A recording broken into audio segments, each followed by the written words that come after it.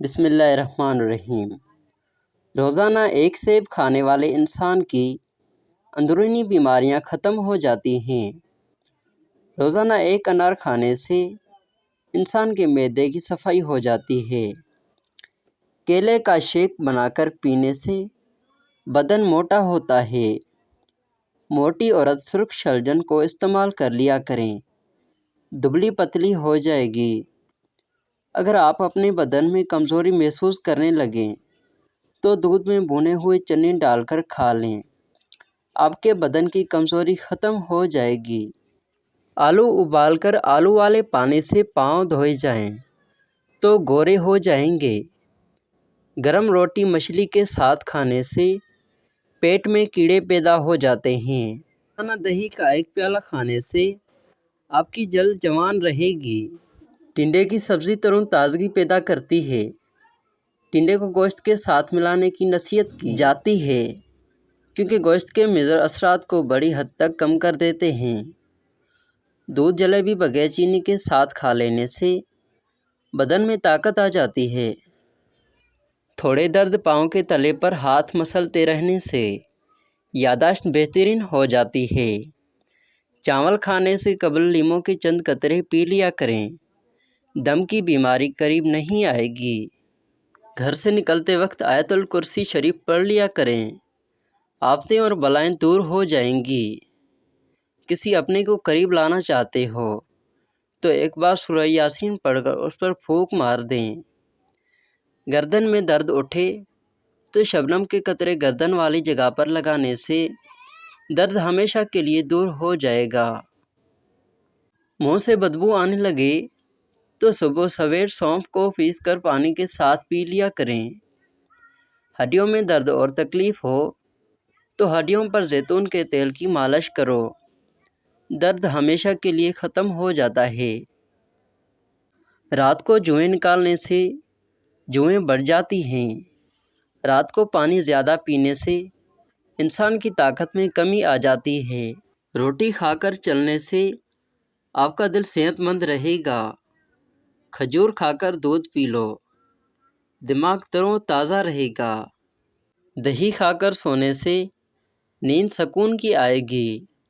مالٹے کھانے سے چہرہ روشن ہو جائے گا۔ انگور کھانے کے بعد اوپر سے پانی مت پئیں، اس سے بہترین ہیضہ ہو جائے گا۔ دہی میں الائچی ڈال کر کھانے سے پتلے موشن آنا رک جاتے ہیں۔ عورت بند گوبھی روزانہ بطور سلاد استعمال کیا کریں، رنگ گورا ہو جائے گا اور دبلے پتلے جوان نظر آئے گی۔ ڈاکٹر نے ارسلان کی بیوی کا چیک اپ کرنے کے بعد اس کو باہر بلایا تھا۔ اس کی بیٹی ہورین بھی تھوڑے سے فاصلے پر کھڑی ہو کر ڈاکٹر کی باتیں سن رہی تھی۔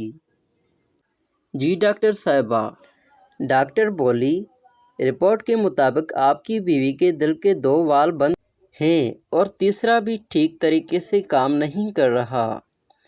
جلد سے جلد آپریشن کی طرف آ جائیں ورنہ بہت مشکل پیش آ سکتی ہے۔ لیکن ڈاکٹر صاحبہ، پچھلے 4 سال سے ڈاکٹروں کے پاس جا رہے ہیں، کو تو کسی نے بتایا، بات کرتے تو جیسے رونے کا تھا۔ ڈاکٹر بولی، 4 سالوں سے آپ جعلی ڈاکٹروں کے پاس جاتے رہے، کتنے ظالم لوگ ہیں، کیسے کسی کے زندگی کے ساتھ کھیلتے ہیں، مگر جو ہونا تھا ہو چکا تھا۔ ڈاکٹر بولی، آپ یہ دوائیاں لیتے رہیں اور کوشش کریں کہ اسی ہفتے آپریشن ضرور کروا لیں۔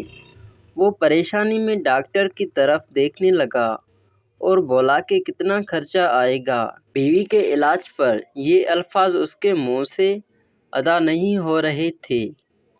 25 لاکھ روپے آپ کو 20 لاکھ روپے جمع کروانے ہوں گے۔ ارسلان کو تو پیروں تلے زمین نکل گئی تو وہ بیچارہ بولا، میرے پاس تو زیادہ سے زیادہ 5 لاکھ اکٹھے ہو جائیں گے، اتنی بڑی رقم کہاں سے لاؤں میں؟ کیا ہسپتال میں کوئی مدد نہیں کر سکتا؟ نہیں، یہ تو ایک پرائیویٹ ہسپتال ہے۔ ڈاکٹر بولی، آپ جتنی جلدی پیسے ارینج کریں گے اتنی جلدی بیوی ٹھیک ہو جائے گی۔